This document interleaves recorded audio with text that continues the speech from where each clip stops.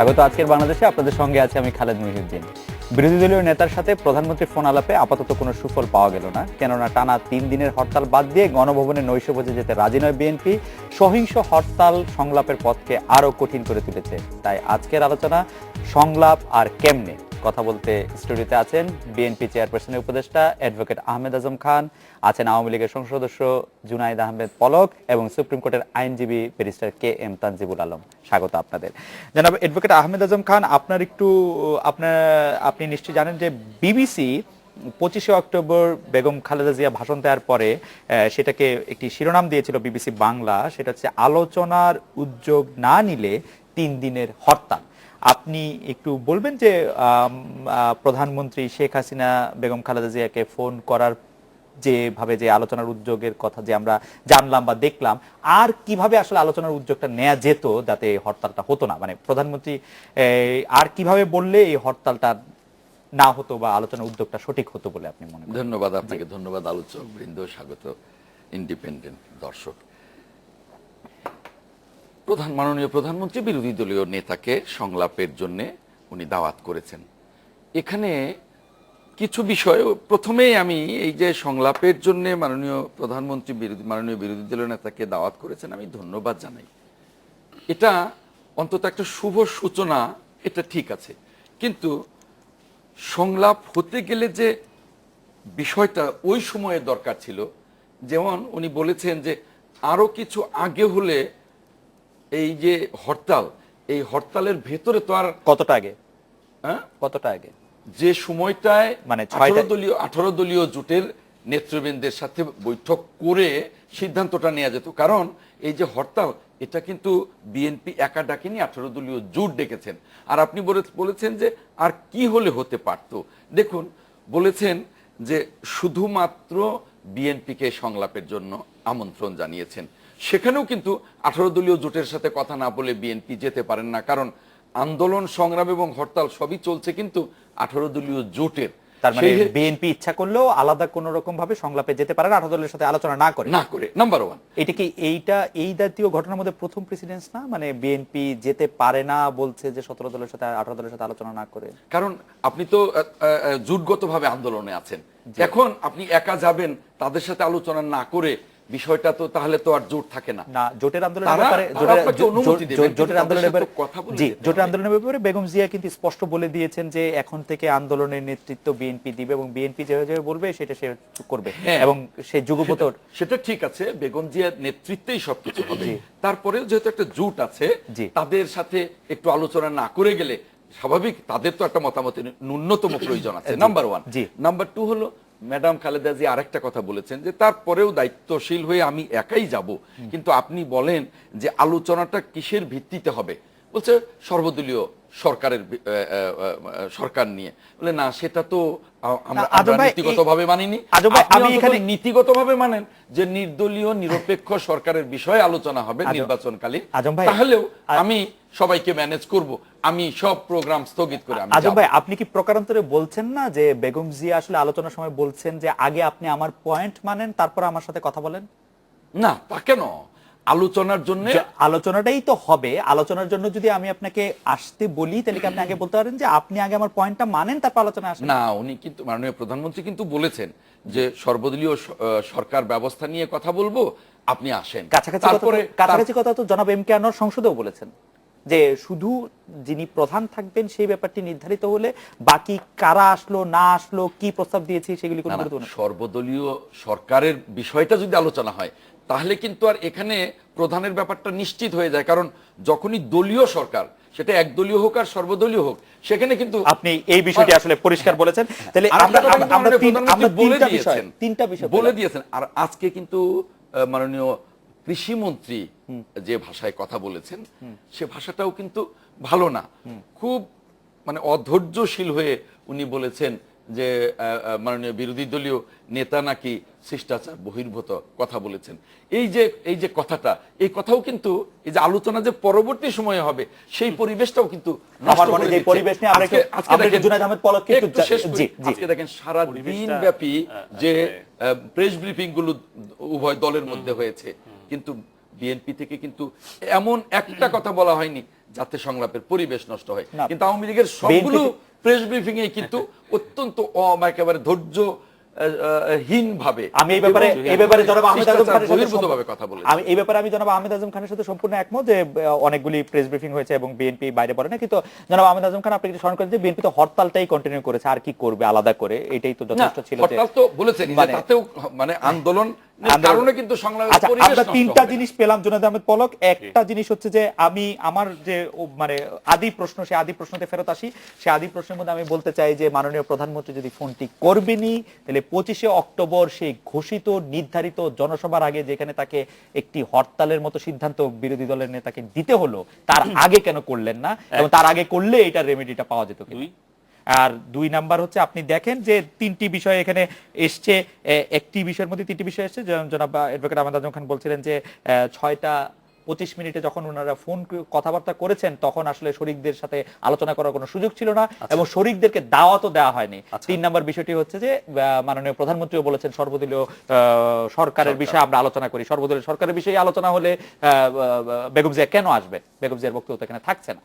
আচ্ছা, আমি আপনার তিনটা প্রশ্নের উত্তর আমি 1 মিনিট পরে দিচ্ছি। আজম ভাই যেই কথাগুলো প্রথমে বলেছেন সেই সংক্ষেপে আমি কিছু বিষয়গুলো পরিষ্কার করা দরকার, আমি তার সাথে বিতর্কে জড়াবো না। সেটা হচ্ছে যে প্রথম কথা হচ্ছে যে মাননীয় বিরোধী দলের নেত্রী উনি বিভিন্ন জায়গায় কিন্তু মিটিং করেন, যেরকম উনি সংসদীয় দলে মিটিং করেন, উনার পার্টি মিটিং হয়, 18 দলীয় জোটের মিটিং হয়, আবার কিছু সময় উনি কিন্তু পাবলিক মিটিং করেন, জনসভা, তাই না? সব রাজনৈতিক দলের নেতারাই করে থাকেন। তো মাননীয় বিরোধী দলের নেত্রী 25শে অক্টোবর উনি সোহরাওয়ার্দী উদ্যানে একটা জনসভা করেছেন, এবং সেই জনসভার মঞ্চে উনি যে 20-25 মিনিট বক্তব্য রেখেছেন, সেখানে এক পর্যায়ে উনি বলেছেন যদি আপনারা আলোচনায় একদিনের মধ্যে আলটিমেটাম দেওয়া হয়েছে, তার মধ্যে যদি আলোচনা পরিবেশ তৈরি না করেন তাহলে আমরা 3 দিনের হরতাল আহ্বান করব। এই প্রতিশ্রুতিটা কিন্তু উনি ব্যক্তিগতভাবে বিরোধী নেত্রী হিসেবে জনগণের সাথে করেছেন পাবলিক মিটিং এ। এবং পলক ভাই আমি এটার মধ্যে একটু কারেকশন চাই, আমি কারেকশন দিতে চাই। সেটা হচ্ছে যে বেগম জিয়া বলেছেন নির্দলীয় সরকারের অধীনে নির্বাচনের দাবি নিয়ে আলোচনা করেন, তাইলে আমি আসবো। আচ্ছা ঠিক আছে, তাহলে নির্দলীয় সরকারের না হয়ে যদি সর্বদলীয় সরকারে হয় তাহলে বেগম জিয়া মানবেন কেন এবং হরতাল দিয়ে দেওয়ার পরে? আচ্ছা, তাহলে তো আলোচনার প্রয়োজন নাই। তাহলে দাবিটা আমি উত্থাপন করলাম, দাবি মানবেন কি না? যদি মানেন তাহলে আমি আছি, যদি না মানেন তাহলে নাই। তাহলে সংলাপ আলোচনার সুযোগটা কোথায়? এই উত্তরটা আমি আজম ভাইকে চাই। জি, এটা নিশ্চয়ই চাওয়ার অধিকার আমার রয়েছে যৌক্তিকভাবে। দুই, আপনি বলেছেন যে শুধু বিএনপি কে দাওয়াত দেওয়া হয়েছে, ফোন করা হয়েছে, অনেক পরে করা হয়েছে। আপনি 25 তারিখে যখন জনসভায় আপনি যেই আহ্বানটা জানিয়েছেন, যে দাবিটা জানিয়েছেন, 25 তারিখে সন্ধ্যার সময় আপনার বক্তব্য শেষ হয়েছে। আপনি বলছেন যে আপনার 18 দলের সাথে আলোচনা করার জন্য ন্যূনতম সময়ের প্রয়োজন, তাই আপনার হরতাল উইথড্র করতে পারেননি। তাহলে আমাদের কি ন্যূনতম এই কয়েক ঘন্টা মাননীয় প্রধানমন্ত্রীর প্রয়োজন ছিল না এই ফোনটা তাকে করার জন্য? যেই প্রধানমন্ত্রী বঙ্গবন্ধু কন্যা 25 অক্টোবরটাকেই কাট পয়েন্ট ধরছেন কেন? 25 অক্টোবর তো বেগম জিয়া বক্তৃতা দিয়েছেন, তার আগ থেকে তো এই সমস্যাটা সংকটটা শুরু আরো 2 বছর আগে, এবং এটা নিয়ে টেলিফোন সংলাপ করার জন্য 2 বছর দেরি হয়েছে। আমাদের আলোচনার বিষয়বস্তু যে আমরা যে সমাধানে যেতে চাচ্ছি নির্বাচন ব্যবস্থা নিয়ে, এটা কি আমরা 2 বছর আগের বিষয় নিয়ে আলোচনা করব না গত 7 দিন? না, গত 7 দিন নিয়েও যদি আপনি বলেন তাহলে সেটা 20 তারিখ করা হতো। তাহলে 18 তারিখের পর থেকে আসি। জি, 18 তারিখে যখন মাননীয় প্রধানমন্ত্রী যখন জাতির উদ্দেশ্যে ভাষণ দিলেন, সেই ভাষণের মধ্য দিয়ে উনি কিন্তু উনার স্পষ্টভাবে একটা শান্তির সুর এবং আলোচনা সমঝোতার সুরে উনি কথা বলেছেন, যেখানে আমরা আমাদের তরফ থেকে বলা হয়েছে, মাননীয় প্রধানমন্ত্রী বলেছেন যে নির্বাচিত সর্বদলীয় মানে সরকার গঠন করা হবে। আমরা তো বলিনি যে আমরা বর্তমান যে অবস্থানে আছি আমাদের অন্তর্বর্তীকালীন সরকার, ছোট মন্ত্রিসভা, এটা কিন্তু না। আমরা বলেছি যে নির্বাচিত যে আপনাদের সংসদ সদস্যরা রয়েছে তাদের মধ্যে থেকে আপনারা নাম দেন আপনাদের পছন্দ মতো। আপনারা যেখানে 18 তারিখে বক্তব্যের প্রতিক্রিয়া দিলেন 21 তারিখে গিয়ে, 19, 20, 21 3 দিন পরে, তাহলে পরে এই যে প্রক্রিয়াটা শুরু হলো, এটা কিন্তু প্রধানমন্ত্রী কিন্তু অবতারণা করলেন যে সর্বশেষ যে একটা অনিশ্চয়তা, যে উৎকণ্ঠা, সেটার অবসান। জাতি কিন্তু 18 তারিখ থেকে কিন্তু শান্তির একটা বার্তা দেশবাসীর কাছে গেছে। 18 তারিখের পরে নিশ্চয়ই হরতাল তো বিরোধী দল দেয়নি, 21 তারিখের পরেও কিন্তু বিরোধী দল দেয়নি। ফলে আমরা কিন্তু 18 তারিখ থেকেই আমরা এটা গণনা করছি যে এটা সমঝোতার সুর উভয় দলের মধ্যে, উভয় জোটের মধ্যে বিরাজ করছে।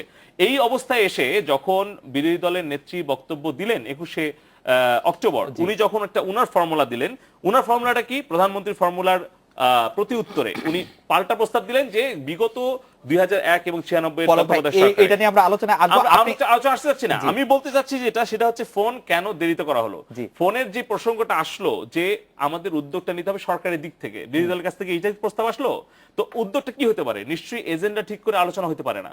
আলোচনা যখন শীর্ষ দুই নেত্রী হবে, একজন বর্তমান প্রধানমন্ত্রী, একজন সাবেক প্রধানমন্ত্রী, দুজনই কিন্তু গত 20 বছর ধরে এই বাংলাদেশের সরকার পরিচালনা করছেন।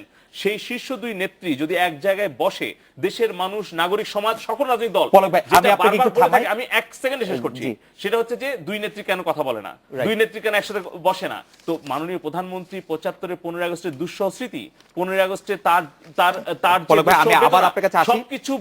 সবকিছু ভুলে গিয়ে উনি যে উদারতা দেখিয়েছেন, উনি কিন্তু 6:30 ফোন করেননি, উনি ফোন করেছেন 1:01 প্রথমে ফোন করে না করেছেন। কেন আমাদের কি মাননীয় প্রধানমন্ত্রী ফোন করাটা কি ভুল হয়ে গেছে, নাকি ফোন করে উনি দুর্বলতা প্রকাশ করেছেন, নাকি এই দুর্বলতা আমাদের উদারতা ছিল? কোনটাকে আপনি গুরুত্ব দিবেন? পলক ভাই আপনাকে ধন্যবাদ। আমি এই জায়গায় আপনাকে থামাতে হচ্ছে। ব্যারিস্টার কে এম তানজিবুল আলম, আপনার কাছে জানতে চাইবো যে হরতালে অটল থাকলো বিএনপি, সহিংস হরতাল হলো, এবং আমরা দেখলাম আজকে বিএনপির পক্ষ থেকে কিছু অভিযোগ করা হয়েছে গতকালও আজকেও, যে আসলে পুলিশ খুব সহিংস আচরণ করছে বা নানা ধরনের নিপীড়নমূলক আচরণ করছে, কাউকে জোর করে ধরছে। সংলাপের আর কোনো সম্ভাবনা আপনি দেখেন কিনা? আমি আশাবাদী মানুষ, সবসময় সংলাপের সম্ভাবনা দেখি, কিন্তু এখন যে জিনিসটা আমরা দেখতে পাচ্ছি সেটা কথায় বলে যে রাজা রাজায় যুদ্ধ হয়, উলু খাগড়ার প্রাণ যায়। আমরা জনগণ হয়ে গেছি সেই উলু খাগড়া। দুই দল কে আগে ক্ষমতায় যাবে এবং ক্ষমতায় যাওয়ার জন্য তার রাস্তা কিভাবে ক্লিয়ার করবে সেই জন্য ওনারা নিজেরা যুদ্ধ করছেন, কিন্তু জনগণের কথা একদম ভুলে গেছেন। পার্টিকুলারলি আমি গত 2 দিনের ঘটনা যদি আপনি দেখেন, আপনি যে আজকে যে হরতালটা ডাকলেন, 3 দিনের হরতালটা ডাকলেন, ওটার প্রি কন্ডিশন কি ছিল? যে আপনি যদি এটা সমাধান না করেন কিংবা আপনি যদি সংলাপে না বসেন, উদ্যোগ না নেন, তাহলে হরতাল। মানে হরতালটা ছিল কন্ডিশনাল, যে আপনি যদি উদ্যোগ না নেন তাহলে আপনি হরতালটা ডাকছেন। যদি উদ্যোগ নেন তাহলে কি হবে? তাহলে ন্যাচারালি আমরা যারা জনগণ আছি তারপরে কনক্লুশন হচ্ছে যে উদ্যোগ যদি নেয় তাহলে তার হরতালের দরকার নেই। কিন্তু আসলে আমার কাছে যেটা মনে হয়, মানবদলীয় বিরোধী দলীয় নেত্রী এইখানটাতে জনগণের সাথে একটা মানে আমি কি বলি ক্যামোফ্লেজ তৈরি করেছেন। জনগণকে উনি অ্যাপিয়ারেন্স দেওয়ার চেষ্টা করেছেন যে আমি কিন্তু হরতাল ডাকতেছি, উদ্যোগ নিচ্ছে না দেখে, কিন্তু উনি ধরে নিয়েছেন যে উদ্যোগটা নেবেন। ওনার জন্য আনফরচুনেট সেটা হচ্ছে উনি আসলে এটা চিন্তা করেন না যে উদ্যোগটা ফোনটা আসতে পারে। তো এখন এটা হওয়ার ফলে উনি ব্যাকফুটে চলে গেছে, তাহলে ওনার প্রকৃত উদ্দেশ্যটা বের হয়ে আসছে। এই হরতালটা আসলে ডিস্ট্রাকশন ছাড়া কিছু না। কারণ আপনি যদি বলেই থাকেন যে হরতালটা আমি দিচ্ছি, উদ্যোগ নিচ্ছেন না দেখে, তো উনি যখন উদ্যোগটা নিচ্ছেন তখন আপনি কিভাবে কোন মুখে বলেন হরতালটা আমি প্রত্যাহার করতে পারছি না?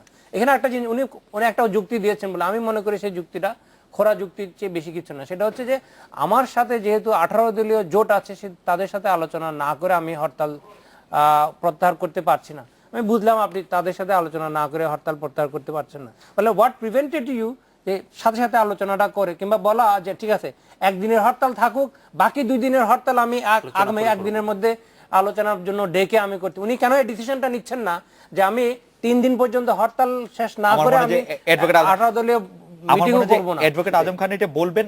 তানজিব ভাই, আমি একটু আপনার অন্য দিকে দৃষ্টি আকর্ষণ করতে চাই যে অনেকেই যে বলছেন যে মাননীয় প্রধানমন্ত্রী ফোনটা করতে কিছুটা দেরি করেছেন, 25 অক্টোবর সেই জনসভাটা করে এই করে, সেইটার ব্যাপারে আপনার এটা একটা পার্সপেক্টিভের বিষয়। হ্যাঁ, আপনি যদি এখন জিনিসটা হচ্ছে যে দেরি কিংবা আগে পুরোটাই রিলেটিভ একটা ইস্যু। এখন দেরি এই পার্সপেক্টিভ থেকে নাকি অন্য কোনো পার্সপেক্টিভ থেকে, আপনি যদি এমনি টোটাল ইভেন্টটা দেখেন, গত 2 বছর ধরে একই সারিন্দা দুই পক্ষই বাজিয়ে যাচ্ছে। একটা হচ্ছে আওয়ামী লীগ বলতেছে বারবার সংসদে আসুন, সংসদে আলোচনা হবে, সব বিষয় নিয়ে আমরা আলোচনা করব। আর বিএনপি বারবার একই কথা বলে যাচ্ছে, নির্দলীয় নিরপেক্ষ তত্ত্বাবধায়ক সরকার ছাড়া আমরা যাব না। দুজনের অবস্থানে দুজনই অনড় ছিলেন। আমাদের দুঃখটা হচ্ছে যে আপনি এখানে পার্টিকুলার কাউকে কোনো পার্টিকুলার পার্টিকে আসলে দোষ দেওয়া যায়। একজন একই কথা বলতেছে সংসদে আসলে আলোচনা হবে, আরেকজন বলতেছে না নির্দলীয় নিরপেক্ষ না হলে আলোচনা। তার মানে আপনি একই জায়গায় আসলে দুটি দলকে অনেক দিন ধরে দেখছেন। একই অবস্থা। আমরা একটা বিরতি নিয়ে ফিরে এসে আপনার এই পয়েন্টগুলি ধরে জানাবো অ্যাডভোকেট আহমেদ আজম খান আপনার মন্তব্য জানতে চাইবো যে আমরা একটা বিরতি দিচ্ছি।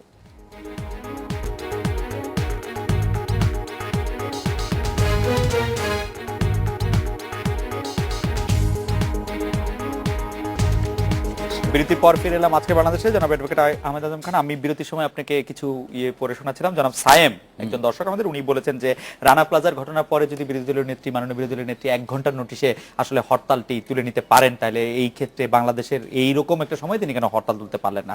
আবার অন্যদিকে আমাদের দর্শকদের মধ্যে একাধিক লোক এরকম বলছেন পলক ভাই যে শুধু 18 দলীয় জোটের মধ্যে শুধু স্পেসিফিক একটি দলকেই ডাকাটা কতটা যৌক্তিক হচ্ছে। আপনি অবশ্যই এটার উত্তর কিছুটা আগে দিয়েছেন, এবং আরেকজন বলছেন যে এখন ভোট চেয়ে প্রাইম মিনিস্টার পদে থেকে তারপরে আবার সেটা নিরপেক্ষ নির্বাচন হবে কিনা। জানো অ্যাডভোকেট আহমেদ আজম খান, আপনি। আমি একটা স্পষ্ট করে বলতে চাই যে এখানে রানা প্লাজা এবং গত 4.5 বছর এক জিনিস, আর এখন যে নির্বাচনের কাউন্টডাউন শুরু হয়ে গেছে, এখনকার পিরিয়ডটা অন্যরকম। এই মুহূর্তে একেবারে আমাদের পিঠে দেয়াল থেকে গেছে। আমাদের এখন প্রয়োজন যে জনগণের ভোটাধিকার সুনিশ্চিত করবার জন্য নির্বাচনে একটা অবাধ এবং নিরপেক্ষ নির্বাচনের জন্য একটা নিরপেক্ষ নির্দলীয় সরকার ব্যবস্থা। এখন কিন্তু আর অন্য কোনো দিকে তাকাবার কিন্তু ফুসরত নেই। মাননীয় প্রধানমন্ত্রী মাননীয় বিরোধী দলীয় নেতাকে ফোন করেছেন, ওনাকে ধন্যবাদ জানাই, কিন্তু উনি ফোন করে যদি এই কথা বলেন যে সর্বদলীয় সরকার, যেটা উনি বললেন যে ফোন করে কি দুর্বলতা প্রকাশ করেছেন? না, উনি বলেছেন যে 18 তারিখে শনিবারে খুব শান্তির সুরে মাননীয় প্রধানমন্ত্রী কথা বলেছেন, সর্বদলীয় সরকারের ফর্মুলা দিয়েছেন। তার চেয়েও বেশি শান্তির সুরে কিন্তু 22 তারিখে মাননীয় বিরোধী দলীয় নেতাও আরেকটা ফর্মুলা দিয়েছেন। এখন যেটা পলক বললেন যে নিরপেক্ষ নির্দলীয় সরকারের বাইরে কি আপনারা কোনো আলোচনায় যাবেন না? দেখুন, আমরা কিন্তু কখনো বলিনি যে মাননীয় বিরোধী দলীয় নেতাকে সরকার প্রদান করে আমরা একটা সরকার চাই। আমরা কিন্তু বলিনি যে আমরা কোনো পার্টি এমন কোনো সরকার চাই যেটা আমাদের পক্ষে কাজ করবে। আমরা কিন্তু বলিনি যে এমন কোনো নির্বাচন চাই যে নির্বাচনে 18 দলীয় জোটকে জিতিয়ে দিতে হবে। আমরা বলেছি যে একটা অবাধ এবং সুষ্ঠু নিরপেক্ষ নির্বাচনের জন্য নিরপেক্ষ নির্দলীয় সরকার ব্যবস্থা, নির্বাচনকালীন সরকার ব্যবস্থা। সেই ক্ষেত্রে পলক প্রশ্নটা করেছেন, আমি স্পষ্ট করেই উত্তরটা দিচ্ছি যে নির্বাচনের জন্য যদি নিরপেক্ষ নির্দলীয় সরকারের রূপরেখা নিয়ে আলোচনা না হয়, তাহলে সেই আলোচনা অর্থহীন। আজব ভাই, আমি একটু এই বিষয়ে এই জায়গা আপনি অবশ্যই ব্যর্থ। আজব ভাই, আমি এই জায়গাটা আপনি একটু দৃষ্টি আকর্ষণ করতে চাই। আপনি যে কথা বলছেন, বেগম জিয়া কিন্তু সেই কথা বলেন নাই। বেগম জিয়া কিন্তু বলেছেন যে সর্বদলীয়, আপনি যেটি বললেন যে মাননীয় প্রধানমন্ত্রী সর্বদলীয় সরকার ব্যবস্থা নিয়ে কথা বলার জন্য তাকে ডেকেছেন, উনি কিন্তু বলেছেন যে যদি ওটি সত্যি হয়ে থাকে, উনি কিন্তু বলেছেন যে উনি যাবেন, কিন্তু এই হরতালে পরে যাবেন। উনি কিন্তু বলেন নাই, যে নির্দলীয় সরকারের ক্ষেত্রেই শুধু যাবেন, উনি কিন্তু সর্বদলীয় প্রস্তাবেই যাবেন। আমি কিন্তু যাওয়ার ব্যাপারে বলিনি, আমি পলকের কথার উত্তরটা বলছি। আমার প্রশ্নটা ছিল যে 3 দিন যদি, মানে 3 দিন পরে যদি জানি, তাহলে এই 3 দিনের হরতালটা করা জরুরি ছিল কিনা, সেটা ছিল আমার প্রথম প্রশ্ন। না, এই জন্যই জরুরি ছিল, আগেই সেটা বলেছি যে হরতালের ডাকটা দেওয়া হয়ে গেছে, এবং মাননীয় প্রধানমন্ত্রী যে ফোনে আমন্ত্রণ জানিয়েছেন, সেই আমন্ত্রণটার মধ্যেও যে আন্তরিকতার অভাব, অর্থাৎ শুধুমাত্র উনি বিএনপিকে আমন্ত্রণ জানিয়ে, এই আন্তরিকতার অভাবের মধ্যে আপনারা যাবেন কেন? অবশ্যই যাব, যেহেতু মাননীয় বিরোধী দলীয় নেতা বলেই দিয়েছেন যে আপনি মাননীয় প্রধানমন্ত্রী আমাকে ডেকেছেন, আমাকে আমন্ত্রণ জানিয়েছেন, আমি যাব। মানে যেন তেন প্রকারে ডাকলেই উনি যাবেন না? যেন তেন প্রকারে ডাকেননি। আপনি বলছেন আন্তরিকতার অভাবটা এই জন্য বলছি যে এখানে 18 দলীয় জোটকে ডাকেননি, এখানে নির্দলীয় নিরপেক্ষ সরকার ব্যবস্থা নিয়ে ডাকেন। তারপরেও যেহেতু সৌজন্যতার খাতিরে তিনি যাবেন, সৌজন্যতাটা উনি দেখাবেন। উনি অবশ্যই। আপনাকে অনেক ধন্যবাদ। আমি একটু জনাব জুনায়েদ আহমেদ পলক, আজকে একটু আগে অ্যাডভোকেট আহমেদ আজম খান একটি কথা বলছিলেন যে আজকে অনেকগুলি প্রেস ব্রিফিং হয়েছে, আওয়ামী লীগের পক্ষ থেকে অনেকগুলি কথা বলা হয়েছে। যে কিন্তু আরেকটা লাইন বলতে চেয়েছি। জি জি জি, প্লিজ একটু। তারপরেও দেখেন যে এই সংলাপ সফল করবার জন্য এই যে মাননীয় প্রধানমন্ত্রী টেলিফোন করলেন, নিশ্চয়ই এটা একদিনের বিষয় না, উনি নিশ্চয়ই হোমওয়ার্ক করেছেন 7 দিন। অথচ দেখেন 25 তারিখের যে সমাবেশ, সেই সমাবেশের দিনে 9 জনকে হত্যা করা হয়েছে। সেই সমাবেশে সরোয়ার্দী উদ্যানের বাইরে লক্ষ লক্ষ মানুষ ছিল, তাদের বক্তৃতা শুনতে দেওয়া হয় নাই, মাইক দেওয়া হয় নাই। মাননীয় প্রধানমন্ত্রী জানেন যে মাননীয় বিরোধী দলীয় নেতা বলেছেন যে 29 তারিখের পরে যে কোনো সময় উনি সংলাপে যাবেন। সেই ক্ষেত্রে কিন্তু আজকেও 6 জনকে হত্যা করা হয়েছে। তাহলে মাননীয় প্রধানমন্ত্রী অন্তত প্রশাসনকে বলতে পারতেন যে শান্তিপূর্ণ হরতালটা হয়ে যাক। এই হত্যার তারপরে হরতাল কোনদিন শান্তিপূর্ণ হয় কিনা সেটা নিয়ে আমাদের সন্দেহ আছে। পলক ভাই, আমরা কিন্তু দীর্ঘ সময় হরতাল করেছি শান্তিপূর্ণ, আমাদের প্রত্যেকটা কর্মসূচি।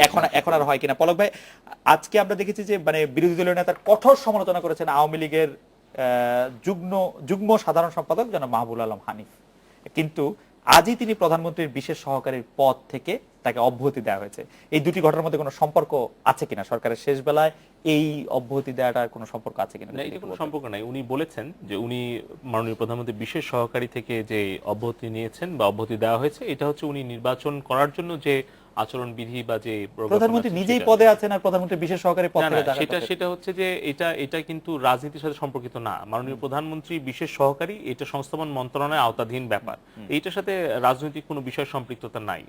আর দ্বিতীয় কথা হচ্ছে যে আপনি যে প্রশ্ন করেছেন যে এই সংলাপের পথে কোনো বাধা হচ্ছে কিনা বা কঠোর সমালোচনা, এখানে আপনি লক্ষ্য করে দেখবেন যে আজকেও কিন্তু আওয়ামী লীগের পক্ষ থেকে বিকালে বেগম মতিয়া চৌধুরী বলেছেন যে ফোন আলাপে যে আন্তরিকতা এবং সৌহার্দ্য সৌজন্যমূলক আচরণ দেখিয়ে যে উদারতা পরিচয় দিয়ে মাননীয় প্রধানমন্ত্রী বিরোধী দলীয় নেত্রীকে ফোন করেছিলেন এবং জাতির স্বস্তি দেওয়ার জন্য এবং জনগণের জানমালের হেফাজত করার জন্য, নিরাপত্তা দেওয়ার জন্য এবং এই হরতালকে প্রত্যাহার করে আলোচনা টেবিলে বসার জন্য, এবং ভাষাটা ছিল এরকম যে আপনি 28 তারিখে সন্ধ্যায় গণভবনে আসবেন, আমার একসাথে আমরা রাত্রে খাওয়া দাওয়া করব, এবং এইটাই কিন্তু আমাদের দীর্ঘ বাংলাদেশের গণতন্ত্রের যাত্রায় এই 91-এর পর থেকে শুরু করে দেশের সকল মানুষ, আমি বলবো দলমত নির্বিশেষে সকলে এই পরিবেশটাই চাচ্ছিলেন।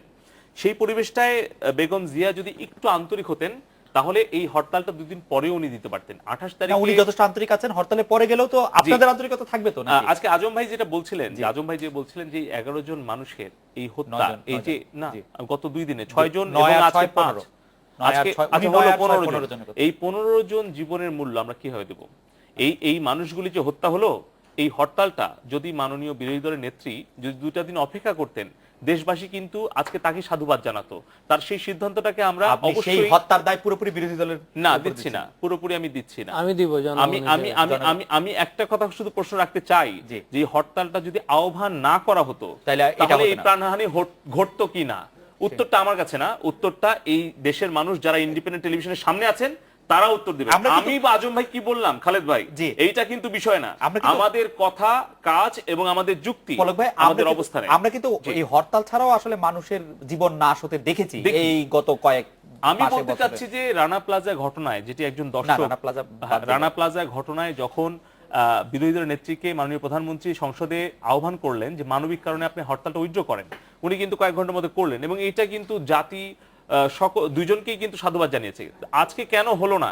আমি মনে করি যে মূল কারণটা হচ্ছে যে যুদ্ধ অপরাধীদের পক্ষে শক্ত অবস্থানকারী যুদ্ধ অপরাধী দল জামাত শিবিরকে তারা হারাতে চায়নি, তারা তাদের এই শক্তিকে তারা ভয় পায় এবং জামাত শিবিরের কাছে তারা অসহায়। সেটা তো অ্যাডভোকেট আহমদ আজম খান স্পষ্টই করেছেন যে এটা হঠাৎ করে জোটের বিরোধী কোনো।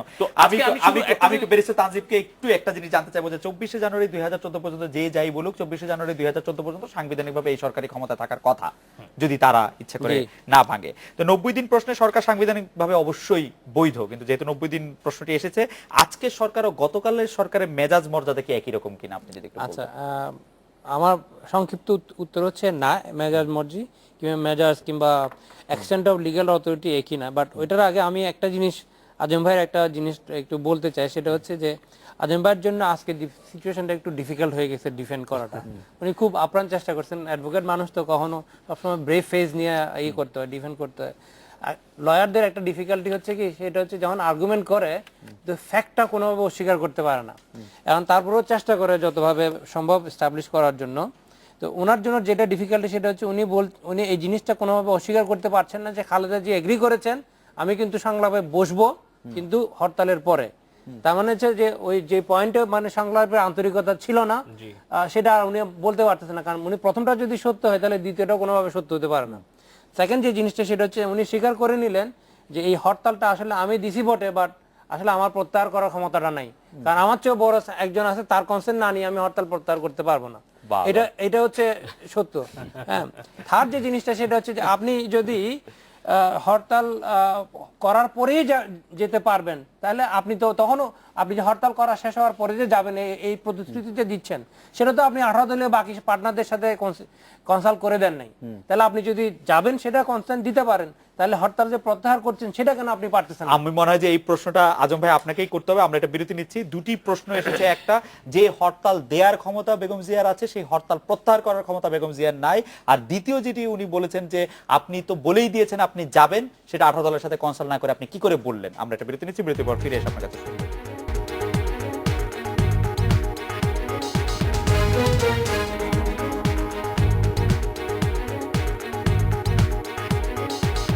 বিরতির পর ফিরে এলাম। আজকে বাংলাদেশে অ্যাডভোকেট আহমেদ আজম খানকে আমরা শুনবো।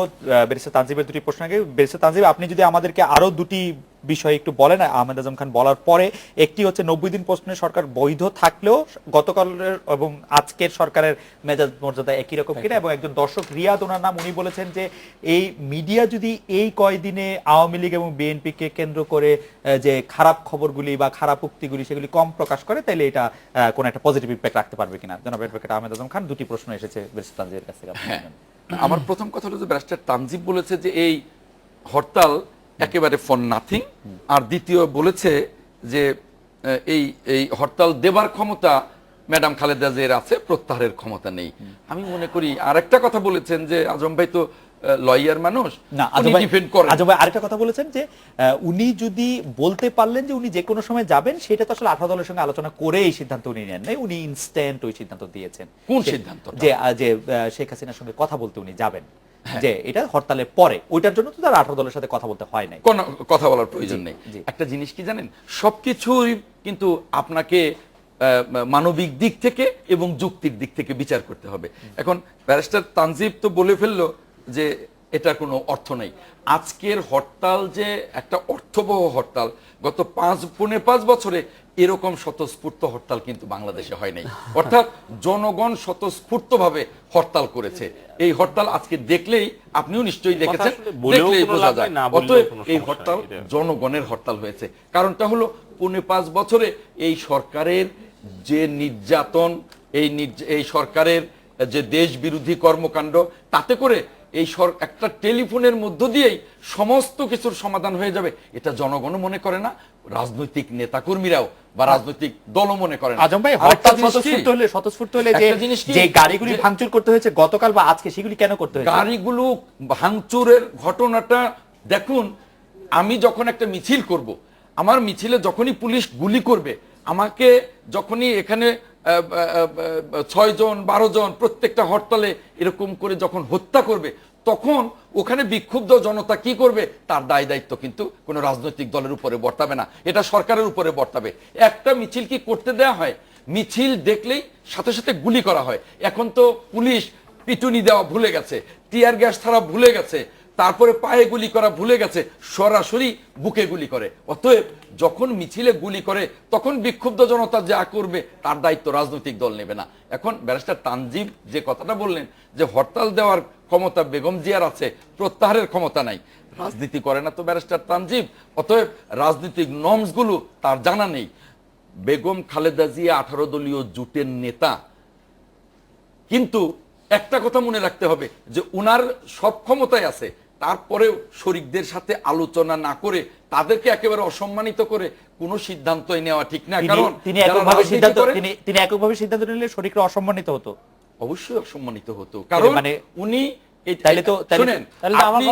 আপনি আপনার পরিবারে যখন কথা বলেন, আপনার সন্তানদের, আপনার স্ত্রী, আপনার সন্তানদের না বলে কিন্তু একক কোনো সিদ্ধান্ত নেন না, যদিও একক সিদ্ধান্ত নেওয়ার ক্ষমতা আপনার আছে, এটা কিন্তু আপনাকে বুঝতে হবে। অতএব 18 দলীয় জোটের নেত্রী উনি সিদ্ধান্তটা নেবেন, তারপরেও মতামতটা কিন্তু 18 দল থেকে নিতে হবে। এটা পারিবারিক সিদ্ধান্ত।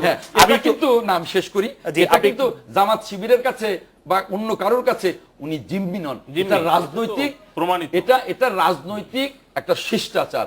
কাজেই রাজনৈতিক শিষ্টাচারের বাইরে কিন্তু রাজনীতি হয় না, এই কথাটা মনে রাখতে হবে। আচ্ছা, আমি একটু ব্যারিস্টার তানজিব আপনার কাছে আসি যে সাংবিধানিক বৈধতা থাকলেও আজকে সরকার ও গতকাল সরকারের মেজাজ মর্যাদা এবং মিডিয়াতে রিপোর্টিং গুলি যদি আপনি একটু বলেন। আচ্ছা, একটা জিনিস আমি বলি যে বাংলাদেশের সংবিধানের বর্তমানে যে স্ট্রাকচারটা, বিশেষ করে আপনার সংসদের মেয়াদ সম্পর্কিত, এই বিষয়টা পাবেন আপনি 123 নম্বর অনুচ্ছেদে। 123 নম্বর অনুচ্ছেদে সংসদের মেয়াদের একটা কথা বলা আছে এবং নির্বাচনের সময়ের কথা বলা আছে। সংসদে নির্বাচনের সময়ের ক্ষেত্রে বলা আছে যে যদি সংসদ 5 বছরের আগে ভেঙে না যায়, তাহলে 5 বছর শেষ হওয়ার 90 দিন আগে আপনার নির্বাচনটা করতে হবে। তো এখন 90 দিন এমনিতে সংসদীয় গণতন্ত্রের যেটা ইউজুয়াল নর্ম, আপনি যদি ইউকে দেখেন কিংবা ইন্ডিয়াতে যদি দেখেন, ইন্ডিয়াকে বলা হয় সবচেয়ে বড় সংসদীয় গণতন্ত্রের দেশ। ওইখানে কিন্তু আপনার পার্লামেন্ট ভ্যালিড রেখে নির্বাচনের প্রস্তুতি হয় না, মানে পার্লামেন্ট ডিজলভ হওয়ার পরে কিন্তু নির্বাচনের প্রশ্নটা আসে। কিন্তু আমাদের কনস্টিটিউশনে এর একটা ইউনিক একটা ফিচার যে আমরা সংসদের বৈধতা বহাল রেখে নির্বাচনের প্রস্তুতি নিচ্ছি, তখন একটা প্রশ্ন আসে যে ওই সময় যে সরকারটা থাকবে সেটা তো বর্তমান কনস্টিটিউশনাল ফ্রেমওয়ার্কে ওটা নির্দলীয় নিরপেক্ষ সরকার হচ্ছে না, সেটা হচ্ছে এমন একটা সরকার যে কিনা ইলেকশনের প্রস্তুতি নিচ্ছে।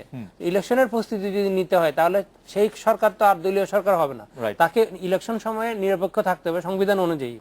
এখন সেই নিরপেক্ষ সরকার যদি থাকতে হয় তাকে, তাহলে তার কোনো পলিটিক্যাল এজেন্ডা নাই, তার কোনো ম্যানিফেস্টো নাই, তাহলে এই ম্যানিফেস্টো পলিটিক্যাল এজেন্ডাগুলো হচ্ছে আসলে পলিসি ইস্যু। তো যেহেতু এখন কোনো পলিসি ইস্যুর বিষয় নেই, তাহলে এই সরকার মানে 27 নভেম্বরের অক্টোবরের পর থেকে যে সরকার, সেই সরকার এমন একটা সরকার যে কোনো পলিসি ডিসিশন নিবে না। তার মানে এই ক্ষেত্রে ওই সরকারের একটা মানে আপনি যদি বলেন নৈতিক ক্ষমতার কথা, তাহলে এই সরকারের একটা নৈতিক ক্ষমতা একটা অসম্পূর্ণতা আছে, সেটা হচ্ছে যে এই সরকারের দায়িত্ব হচ্ছে নির্বাচনের প্রস্তুতিটা সম্পন্ন করা এবং রুটিন ওয়ার্কগুলো করা, এবং এটা এমন কোনো ডিসিশন না নেওয়া যেটা কিনা আপনি পলিসি ডিসিশন হিসেবে বলতে পারেন। পলিসি ডিসিশন এটা হচ্ছে যে ডিফারেন্স। রাইট, গতকালকে আপনাকে অনেক ধন্যবাদ, আপনি পরিষ্কারভাবে বলেছেন, কিন্তু মিডিয়ার রোলটা নিয়ে যদি একটু বলতেন। মিডিয়ার রোলটা এখন একটা জিনিস বলে, আমি মিডিয়াকে যেভাবে দেখি সেটা হচ্ছে যে আসলে media is a reflection of the events that are taking place. এখন যদি একজন প্রধানমন্ত্রী ফোন করছেন বিরোধী দলীয় নেত্রীকে সংলাপে আসার জন্য, আর বিরোধী দলীয় অস্বীকার করছেন যে আমি এখন সংলাপে যেতে পারবো না, হরতাল ডেকে দিয়েছে, যে অ্যাজ ইফ এটা যেন ছড়াগুলি, আমার প্রত্যাহারেরও ক্ষমতা নেই। তো আমি হরতালের পরে আমি চিন্তা ভাবনা করবো আসবো কিনা, হরতালের পরে আসবো, এই যে একটা ঘটনা ঘটে গেল, মিডিয়া তো কোনোভাবে এই জিনিসটাকে ইগনোর করতে পারে না। এখন ডিসক্রিপশন, মিডিয়া অবশ্যই তাদের ডিসক্রিপশন অ্যাপ্লাই করা উচিত যে আমরা এমন কোনো খবরকে প্রাধান্য দিব না যার ফলে মানুষের মধ্যে অশান্তি কিংবা জনগণের মধ্যে অশান্তিকে উস্কে দেওয়া হয়, কিংবা আমাদের মিডিয়ার রোল হওয়া উচিত এরকম উভয় পার্টিকে বলা যে আপনারা আপনাদের নিজস্ব এজেন্ডা নিয়ে কাজ করছেন, জনগণের কথা চিন্তা করছেন না। একজন বলছে জনগণ হরতালের নাকি জনগণের দাবি হচ্ছে হরতাল এবং স্বতঃস্ফূর্তভাবে হরতাল। স্বতঃস্ফূর্ততা কিভাবে জনগণ প্রকাশ করলো? কতগুলা বিআরটিসির গাড়ি পুড়িয়ে দিয়ে, সেটা কিভাবে স্বতঃস্ফূর্ততা? উনি যেটা বলছিলেন যে পুলিশ যদি এরকম একটা অপ্রেসিভ মুড নেয় তাহলে জনগণের মানে এখানে উনি তো একটা কথা খুব জেনারেলাইজ একটা কথা বললেন, let us go to the specific. সেটা হচ্ছে আজকে যে ঘটনাগুলো ঘটেছে, যে জ্বালাও পোড়া হয়েছে, সেখানে কি আজকে পুলিশের গুলির ঘটনা ঘটেছে?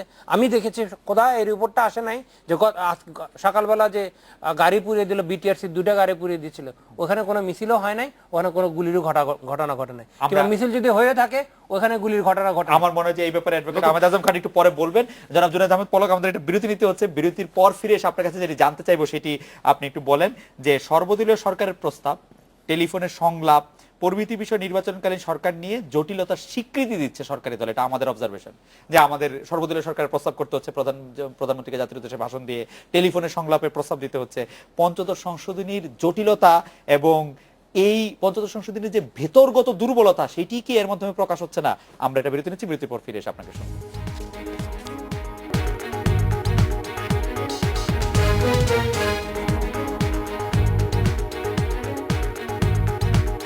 বিরতির পর ফিরে এলাম আজকের বাংলাদেশে। আমরা জনাব জুনায়েদ আহমেদ পলক, আপনার কাছে জানতে চাইছিলাম যে সর্বদলীয় সরকারের প্রস্তাব দেওয়া, মাননীয় প্রধানমন্ত্রী জাতির উদ্দেশ্যে ভাষণে বা টেলিফোনে সংলাপ করা, এই সবই নির্বাচনকালীন সরকার নিয়ে জটিলতার একটি স্বীকৃতি দিচ্ছে। আমি শুধু মানে একটা কথা বলতে চাই যে আজম ভাই যেটা বললেন, আমি বিনয়ের সাথে তার সাথে দ্বিমত পোষণ করছি, তীব্র প্রতিবাদ জানাচ্ছি না, তবে দ্বিমত পোষণ করছি এইটাই যে হরতালে সহিংসতার মূল কারণ যে পুলিশের অ্যাকশন, এটাকে কোনোভাবেই যুক্তি দিয়ে গ্রহণ করা যায় না। আজকে সারাদিনে কি ঘটেছে? ব্যারিস্টার তুরিন আফরোজের উত্তরা বাসায় বোমা হামলা করা হয়েছে। উনি কি বিএনপি বা শিবিরে কাউকে গুলি করেছেন? বিআরটিসি যে বাসে আগুন লাগানো হয়েছে সেটা তো বলাই হয়েছে সরকারের সম্পত্তি বা সম্পদ নষ্ট করা হয়েছে, যেগুলো বেসরকারি ব্যক্তিগত মালিকানাধীন প্রাইভেট কার, বাস, এগুলো আগুন দেওয়া, হাসপাতালে যাওয়ার সময় অ্যাম্বুলেন্স ভেঙে দেওয়া, টেলিভিশন দেশ টেলিভিশনে ককটেল বোমা হামলা করা হয়েছে। এবং গতকালকে সুপ্রিম কোর্টের বিচারপতির বাসায়, আচ্ছা, সিইসির বাসার সামনে বোমা হামলা করা হয়েছে, বাসাতে বোমা হামলা করা হয়েছে, আইনমন্ত্রীর বাসায় বোমা হামলা করা হয়েছে, আমাদের বন পরিবেশ মন্ত্রী হাসান মাহমুদের বাসায় বোমা হামলা করা হয়েছে। তাহলে এটা কেন? এবং ব্যারিস্টার তুরিন আফরোজের বাসায় বোমা হামলা করা হয়েছে, কারণ হচ্ছে উনি যুদ্ধ অপরাধী ট্রাইব্যুনালের পক্ষের আইনজীবী। এখন আসি আমি সর্বদলীয় সরকার ব্যবস্থা। আপনি বলছেন যে এই পঞ্চদশ সংশোধনী দুর্বলতার কারণে এটা সৃষ্টি হয়েছে কিনা। আমি তো বলবো পঞ্চদশ সংশোধনীটার দুর্বলতার কোনো অভাব নাই, কারণ দুর্বল সেখানে এই জন্যই নাই কারণ এখানে দুর্বলতাকে দূর করা হয়েছে, যেন কোনো অগণতান্ত্রিক শক্তি এখানে প্রবেশ করতে না পারে। এইখানে কিন্তু সংবিধানের মধ্যে থেকে সমঝোতা হওয়া সম্ভব। প্রধানমন্ত্রী যেটা বারবার বলার চেষ্টা করছেন যে সর্বদলীয় সরকারটা গঠন করা হোক, এই জন্যই যে বিএনপির প্রতিনিধি থাকলো, আওয়ামী লীগের প্রতিনিধি থাকলো, অন্যান্য রাজনৈতিক দলের প্রতিনিধি থাকলো, যার ফলে কোনো অগণতান্ত্রিক শক্তি সেখানে হস্তক্ষেপ করার কোনো সুযোগ পাবে না। আর যদি আমার এটা বারবার জানতে ইচ্ছা করে, অগণতান্ত্রিক শক্তি তো বই খাতা পড়ে ক্ষমতা আসে না, বই খাতার আরেক জায়গায় রাইখে ক্ষমতা আসে। আমি এটাই আপনার কথার সাথে আমি একমত পোষণ করে বলছি যে বই খাতা বা সংবিধান মেনে তারা আসে না, তারা কিন্তু হস্তক্ষেপ করে। আমি কথা কিন্তু বলছি তারা হস্তক্ষেপ করে, তারা অনুপ্রবেশ করে, তারা কোনো নিয়ম নীতি সংবিধান মেনে আসে না। রাইট, কিন্তু এর জন্য দরকার পলিটিক্যাল সাপোর্ট। মানে সংবিধানের সুরক্ষা রেখে লাভ কি? দরকার সংবিধানের সুরক্ষা রেখে লাভ কি? না, সুরক্ষা রেখে লাভ নাই, কিন্তু এখানে অন্তত রাজনৈতিক সুরক্ষাটা প্রধানমন্ত্রী প্রস্তাবের মধ্যে রয়েছে। রাজনৈতিক সুরক্ষাটা কোথায়? যখন আওয়ামী লীগ বিএনপির অংশগ্রহণে তত্ত্বাবধায়ক সরকার বা অন্তর্বর্তীকালীন সরকার থাকবে, যার ফলে কোনো অগণতান্ত্রিক শক্তি ওই সংবিধানকে বন্দুকের নল দিয়ে সরাতে পারবে না, তাদের পক্ষে রাজনৈতিক একটা সাপোর্ট থাকবে। আর নির্দলীয় নিরপেক্ষ বিশিষ্ট সম্মানিত ব্যক্তিদেরকে নিয়ে যদি করা হয়, তাহলে সেখানে রাজনৈতিক সাপোর্ট থাকবে না। কারণ তারা প্রমাণ করেছেন, তারা কিন্তু ওই ত্রয়োদশ সংশোধনীর গধারায় চলে গিয়েছিল। গধারায় গিয়ে তারা ইয়াজউদ্দিনকে তারা কিন্তু তত্ত্বাবধায়ক সরকার প্রধান করেছিল বিএনপি। তারা ইয়াজউদ্দিনের মতো বিশ্বস্ত সম্মানিত ব্যক্তিকে দিয়েও কিন্তু তারা কিন্তু গণতন্ত্রকে রক্ষা করতে পারেনি। এইটাই প্রমাণ করে, ইতিহাস সাক্ষী দেয় যে আমাদের বিশিষ্ট নাগরিকগণ, তাদেরকে আমরা শ্রদ্ধা করি, তারা গণতন্ত্রের পক্ষের শক্তি, তারা গণতন্ত্র বিরোধী নয়, কিন্তু তারা গণতন্ত্র রক্ষা করতে সমর্থ নয়। তাই মাননীয় প্রধানমন্ত্রী প্রস্তাবটা দিয়েছেন যেন অংশগ্রহণটা থাকে সকল রাজনৈতিক দলের। আমার মনে হয় যে এই জায়গায় আজম ভাই আপনাকে 1 মিনিট শুনতে হবে। জি জি জি, আমি মনে করি যে উত্তর, হ্যাঁ, পলক যে কথাটা বললেন এই কথাটা সঠিক নয়। কারণ কোন জায়গায় দলীয় সরকার বা সর্বদলীয় সরকারের রাজনৈতিক সাপোর্ট থাকে, আর নির্দলীয় নিরপেক্ষ সরকারের সাপোর্ট থাকে না। আপনি দেখেন, নির্দলীয় নিরপেক্ষ সরকার তো ছিল 91-তে, 96-তে, 2001-এ, কই সেখানে তো হয়নি। 2008-এ ছিল না, আমি বলেছি 2008-এ যেটা ছিল, পরে যেটা ছিল সেটা ছিল হলো জরুরি অবস্থা সরকার, ব্যাক বাই আর্মি। আগে যেটা ছিল তাকে করা হয়েছে। দেখেন সেই সরকারের সমর্থন কেমন ছিল, যে আগে যেটা ছিল, যেটা ইয়াজউদ্দিন আহমেদের তত্ত্বাবধায়ক সরকার, সেটাও তো রাজনৈতিক সাপোর্টে এসছে। এটা পলক যদি বলে রাজনৈতিক, কারণ হলো যে ফখরুদ্দিন মঈনুদ্দিনের সরকার ছিল ইয়াজউদ্দিন সাহেবের। আপনাদের শুনেন না, ফখরুদ্দিন কেন উনি পারলেন না? আমি সাপোর্টটার কথা বলছি। উনি বলছেন যে রাজনৈতিক সাপোর্ট থাকে না। ফখরুদ্দিন মঈনুদ্দিনের সরকার কে এনেছে? এটা তো মাননীয় প্রধানমন্ত্রী তখন বিরোধী দলীয় নেতা ছিলেন, তখন তো উনি নিজেই বলেছেন যে আপনি এটা স্বীকার করছেন যে এটা আনা সম্ভব। আমাদের তো বিরোধী রাজনৈতিক আন্দোলনের ফসল যদি আমরা থাকি। যখন এরশাদ সাহেব যখন এই করলেন আপনার সামরিক অভ্যুত্থান, এখনকার বিষয় আসেন আজম ভাই, প্লিজ রাজনৈতিক সমর্থন ছিল। জনগণ আর 20 বছর আগে যেতে চায় না, আপনি এখন ইমিডিয়েট সলিউশন বলেন। পলক যেটা বললেন যে এই সর্বদলীয় সরকার হলেই তো ভালো হয়, সর্বদলীয় সরকারের প্রধান কি হবেন? স্বাভাবিকভাবেই প্রধানমন্ত্রী। তাহলে এটা তো আমাদের আগের একেবারে প্রথম থেকেই বক্তব্য যে আমরা মাননীয় প্রধানমন্ত্রী শেখ হাসিনার একেবারে বাই নেম, শেখ হাসিনার অধীনে আমরা কোন নির্বাচনে অন্য কোন পথ হলে নিশ্চয়ই করা যেতে পারে। আজম ভাই, আপনি একটু তাজিব ভাইকে শেষ শুনতে হবে। আমরা তাজিব ভাই, আপনি ওই সহিংসতার কথাটা কিন্তু বলতে পারলাম না। সহিংসতা না বলাই ভালো, কারণ আমাদের যুক্তি নাই। আমাদের একটু শেষ করেন হচ্ছে সংবিধানের মধ্যে থেকে এর সংকটের উত্তরণ কিভাবে হতে পারে, এটা যদি আপনি এখন 1 মিনিটে যদি একটু। সংবিধানের থেকে যদি সংকটের উত্তরণ করতে হয়, তাহলে কিন্তু নির্দলীয় এবং তথাকথিত নিরপেক্ষ আপনার যে তত্ত্বাবধায়ক সরকারের যে দাবি, সেটা আপনাকে পরিত্যাগ করতে হবে। কারণ বর্তমান সংবিধানের ফ্রেমওয়ার্কে যে অন্তর্বর্তীকালীন সরকারের কথা বলা হচ্ছে, সেটাতে আপনার নির্দলীয় কারো আসার পক্ষে কিংবা অনির্বাচিত কারো আসার কোনো স্কোপ নাই। এবং এটার কারণটা ছিল, যেটা আমাদের কনস্টিটিউশনাল ফ্রেমওয়ার্কে একটা জিনিস দেখবেন, যে আমরা যখন তত্ত্বাবধায়ক সরকারের বিধানটা কনস্টিটিউশনের মধ্যে ঢুকাই দিচ্ছি, তখন প্রতি 5 বছর অন্তর অন্তর 3 মাসের একটা উইন্ডো অফ অপরচুনিটি তৈরি করে দিচ্ছি সংবিধানের বিধানের মধ্যে, যে অনির্বাচিত। একটু যদি বলতেন, আমাদের আসলে একদমই সময় নাই, যে প্রধানমন্ত্রী শেখ হাসিনাকে সরকার প্রধান না করে সংবিধানের মধ্যে এটা ভেরি মাচ পসিবল। সেটা হচ্ছে যে আপনি দেখবেন সংবিধানে বলা আছে যে তিনি সরকার গঠন করবেন যিনি সংসদীয় মেজরিটি তার মানে এটা যদি সবার মধ্যে থেকে আলোচনা হয় তাহলে এবং আমরা তাহলে এখন জিনিসটা হচ্ছে যে যদি এই নতুন একটা ক্যাবিনেট আপনি করেন সেখানে anybody could be prime minister, প্রশ্নটা হচ্ছে যে তাকে সমর্থন করতে হবে। আমরা আশা করব যে সব দিকে একটি গ্রহণযোগ্য সমাধান আসে। কিন্তু ছোট্ট একটু সংশোধনী লাগবে, কিন্তু এই পার্লামেন্ট সেটা পারে। আমাদের আজকের অনুষ্ঠানে আমাদের আসলাম মাহমুদ উনি একটি কথা বলেছেন যে আজকের বাংলাদেশ শুধু মাননীয় প্রধানমন্ত্রী শেখ হাসিনা এবং মাননীয় বিরোধী দলীয় নেত্রী বেগম খালেদা জিয়ার মধ্যেই সীমাবদ্ধ থাকলো। আমরা চাই না যে এটি চিরকালই থাকুক এরকম। আমাদের আজকের অনুষ্ঠানে আসার জন্য তিনজনকে অনেক ধন্যবাদ। আমরা চাই যে সমাধান হোক। এই ছিল আজকের বাংলাদেশে। দেখা হবে আগামীকাল এই সময়। শুভরাত্রি।